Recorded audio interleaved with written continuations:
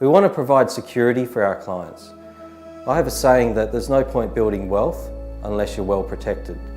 And that can be through structures, insurances, and the right strategies.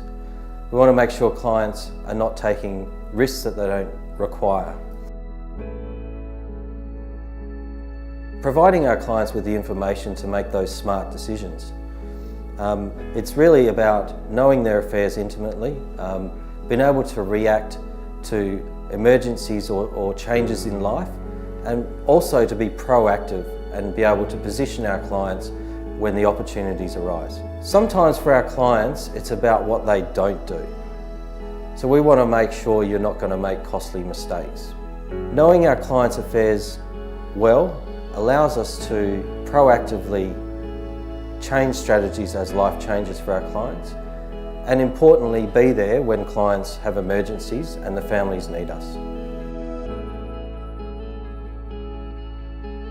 The type of clients that come into us or referred in are typically high income, aspirational families, but they have decent values.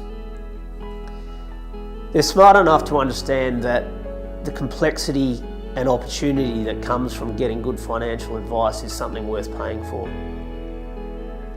They appreciate that we have low client numbers, and that means that we're really able to have their back in all things financial, and that frees them up to get on with their life and focus on their careers, be good husbands and wives and fathers and mothers. It's always satisfying when you get great outcomes for clients. One of the really enjoyable experiences that I have is being able to tell my clients that they are ready to retire. That meeting is very emotional for clients, and it's life-changing. What I often say is, you're not retiring from life, you're only retiring from work. So let's get on with living life and let's decide what you're going to do now.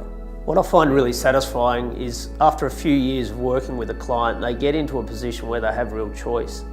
In the initial meetings, I draw a graph on the board that talks about the stage of life and assets and the retirement picture. But then I say, somewhere along that journey, things start to change and you get real choice about what you want to do with your time. So a couple of recent examples of clients who have got to that position is a couple that, once again, were both professional employees in the oil and gas industry. And they've both quit that job, that high income, and one of them's taken a government job in the oil and gas space just to get experience in the legislative side, the approval side, and the other side of the fence that they've been operating on. Taken a significant pay cut himself, and then also the family's had a significant pay cut because they've gone from 2 big incomes to 1 smaller one.